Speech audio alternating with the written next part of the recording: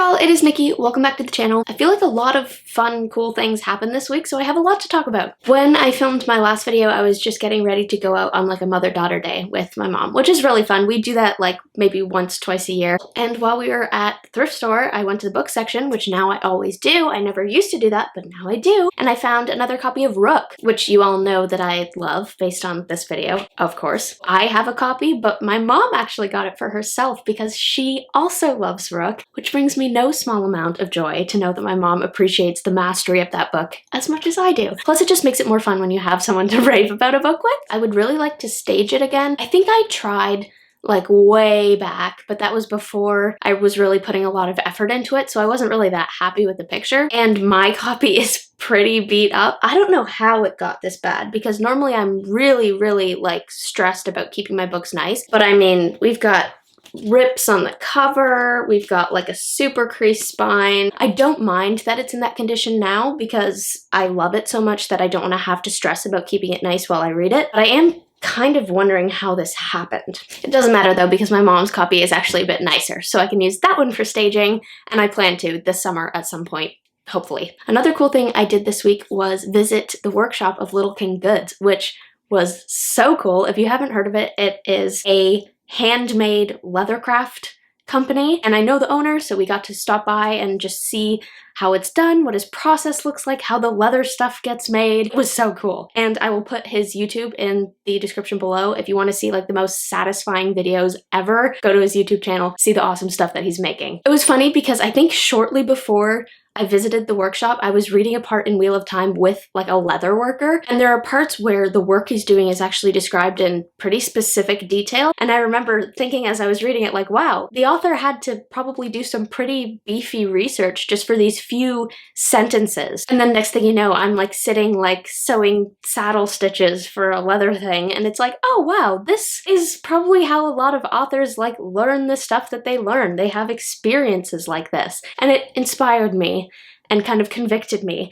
that I need to be more willing to have experiences because, and I know I heard this from someone else, I think it might have been from Susan May Warren actually, that like you can't expect to write really great stories if you haven't had experiences to draw on. So I want to have more cool experiences to draw on for writing, and that was one of them. That was a start. I made a leather thing. That was awesome. I'm not naturally a like, let's go have adventures kind of person, but this experience inspired me to go and do more of that and to push myself, because we introverts often need to push ourselves to do the things that we know we should do.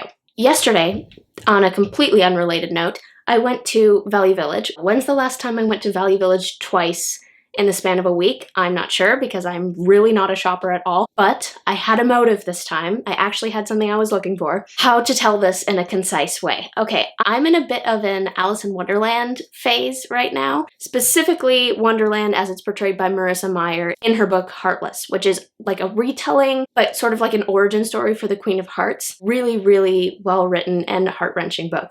Love it. I've read it a few times, like over the years, but the reason that I'm really kind of in the phase right now is because a group of students in the States actually made it into a musical recently and performed it, and you can find it online and everything. Musicals in general just impress me so much, and I just want to be in one, but that's not really possible, so I'll just live vicariously through these cool high schoolers in the States that did this and made it happen. And one thing that really stood out to me was their costumes. I thought their costumes were fabulous, especially the Mad Hatter costume. And the thing is, I have this dress that I've had for like 7 years, and it was a little too over the top to wear to anything. It's like poofy, kind of prom-y almost, but I love it, and I loved it from the beginning, and I want to wear it to something. Like, I want to wear it. I refuse to get rid of it. And then I realized, Lady Mad Hatter costume. So I went to Value Village yesterday to try and find stuff that I could add to the dress to make it more like Mad Hattery, and I found this amazing blue leather jacket, which works so well. I know that I need a couple other things to like complete it, make it very Mad Hattery, but it was a start and I was like super thrilled about it. Plus, I met someone in the fantasy section of Value Village looking at the books, and there's another girl looking at them too. So we struck up a conversation about like Brandon Sanderson and his books, which obviously, you know, we had lots to talk about. It's me. We had this like great extensive conversation in Value Village, and it was such a god hug for me. Not only to just like meet a new friend, but just to be reminded that this is why you need to leave the house more, Nikki, and go talk to people.